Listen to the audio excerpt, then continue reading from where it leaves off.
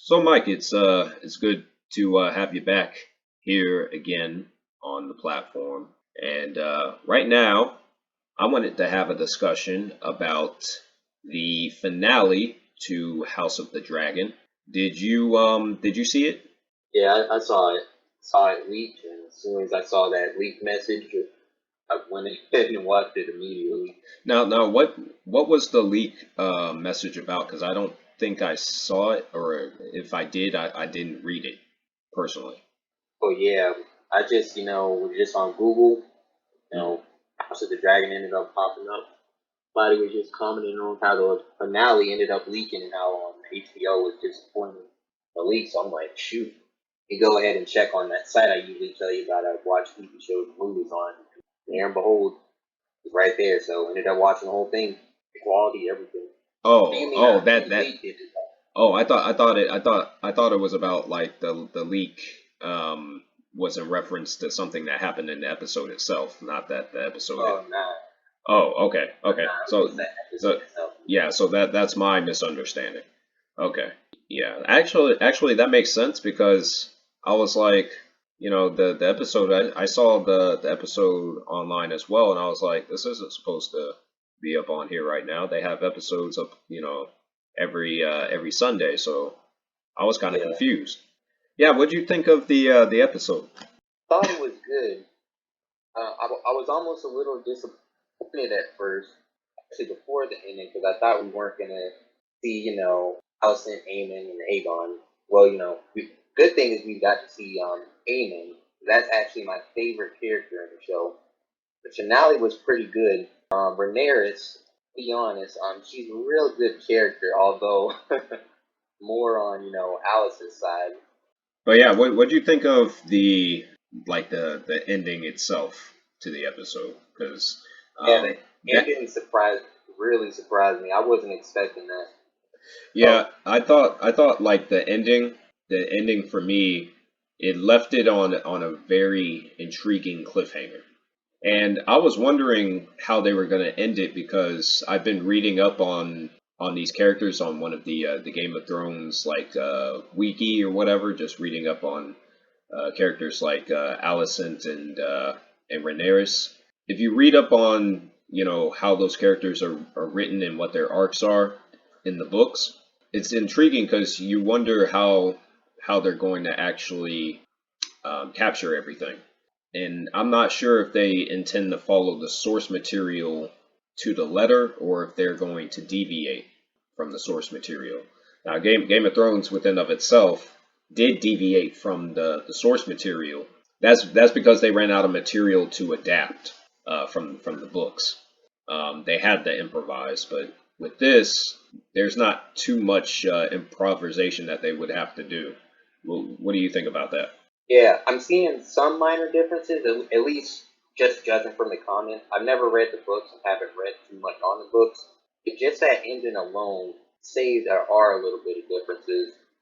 In the books, from what people are saying, they were saying, that Aemon actually did want to kill, that he actually didn't show any remorse or regret for it at all.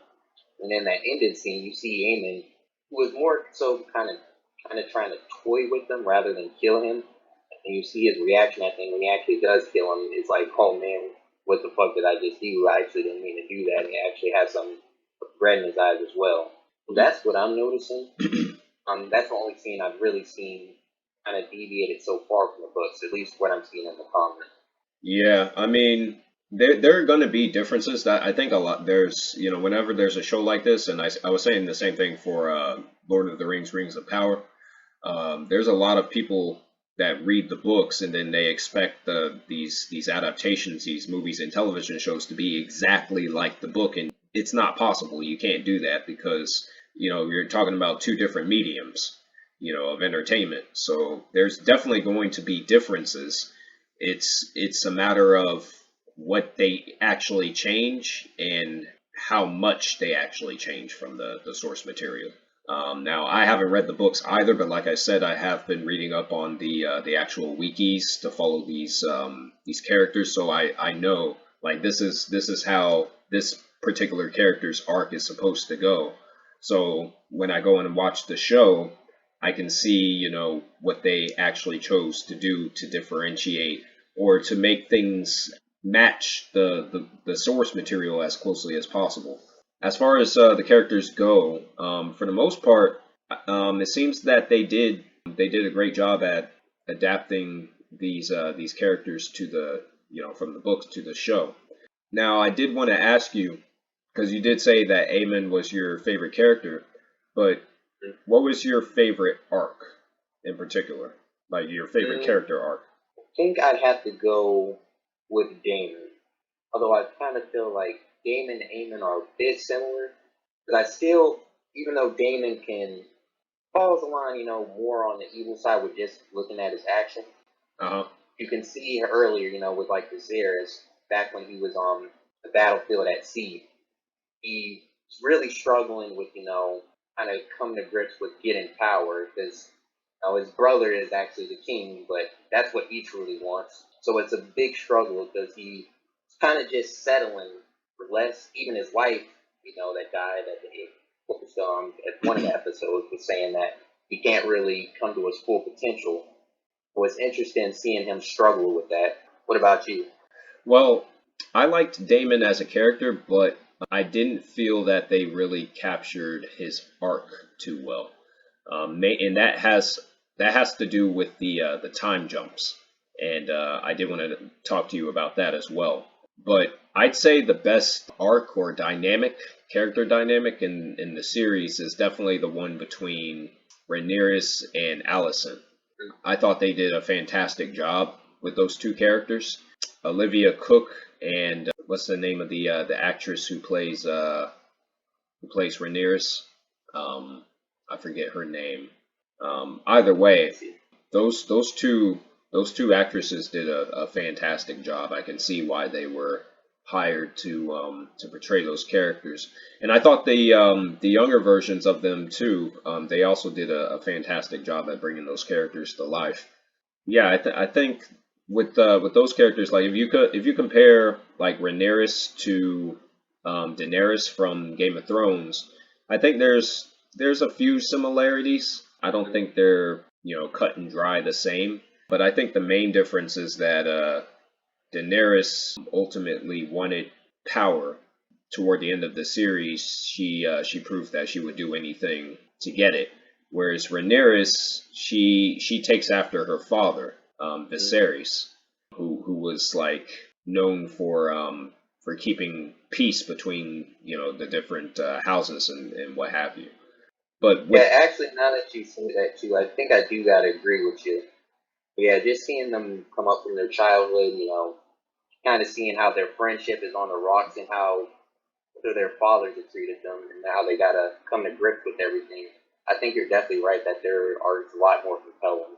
You yeah, got, Allison, kind of still under her father's wing, pretty much under control of men, but she's just trying to do her best to follow his order and, rise up to that.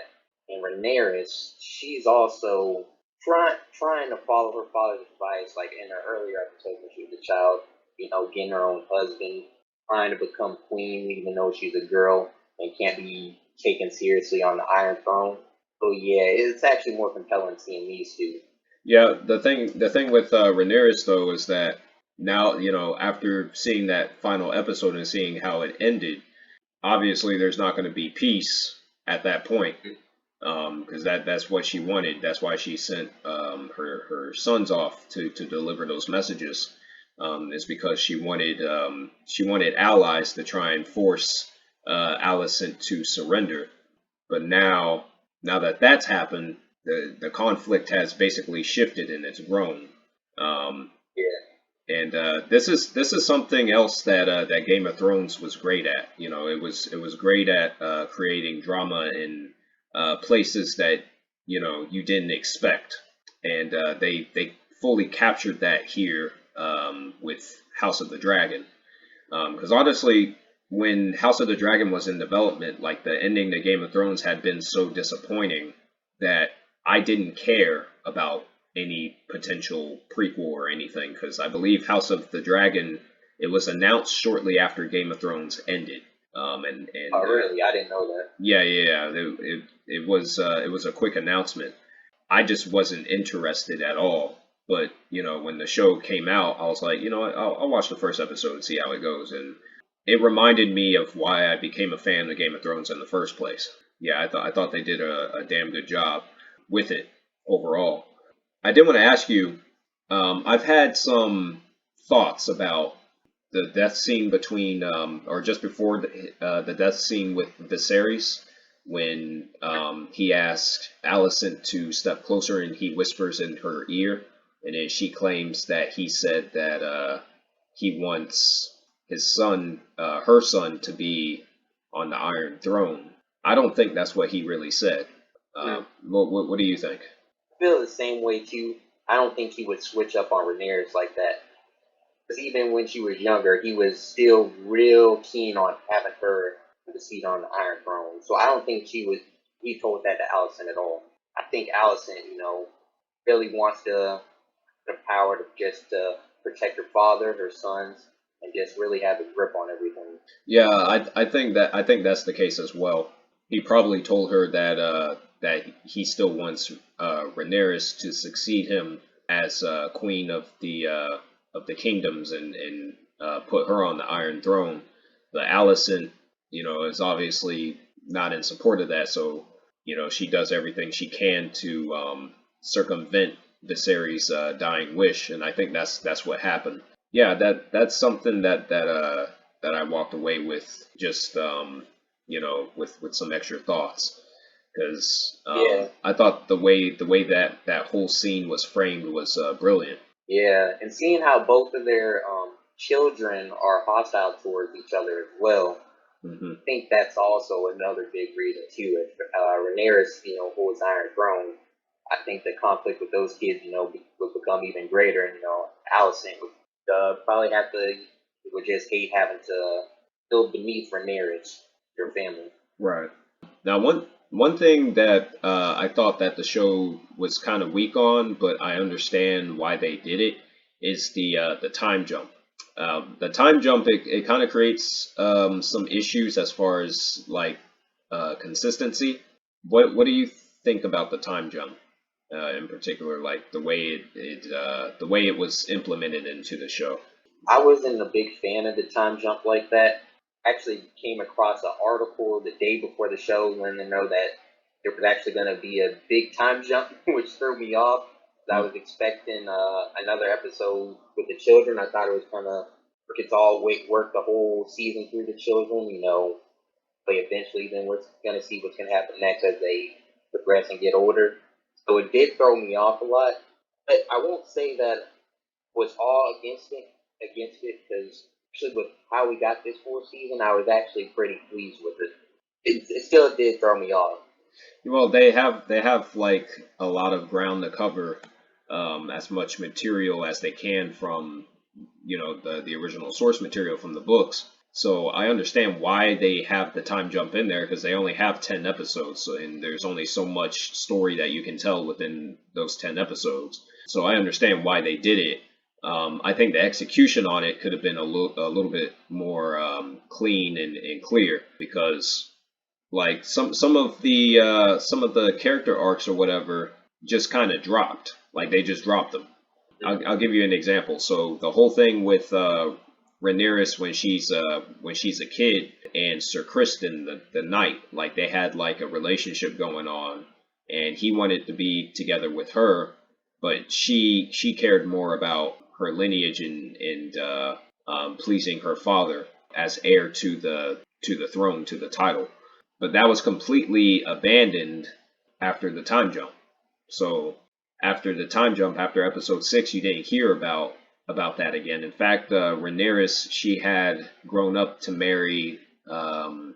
She married one of the Valerian children or whatever. Yeah, Lord Corlys children. Right, and then she had two children with like a random knight or whatever. So and it wasn't Sir Kristen, it was someone else. So like they completely dropped that whole arc, and I don't understand why. I agree with you, yeah, because it was really strange when I saw that she had those random gifts about the random night. Like we had no information on him at all, or any backstory. Yeah, so that was a little weird to me. Yeah, yeah. The children's father, there was no arc built up for that. I thought that was weird. Like he didn't have a character arc. So I'm not sure why they did that. It doesn't make much sense. Maybe that was the way it was written in the books, but the way it comes off in the show, it just seems very rushed and forced.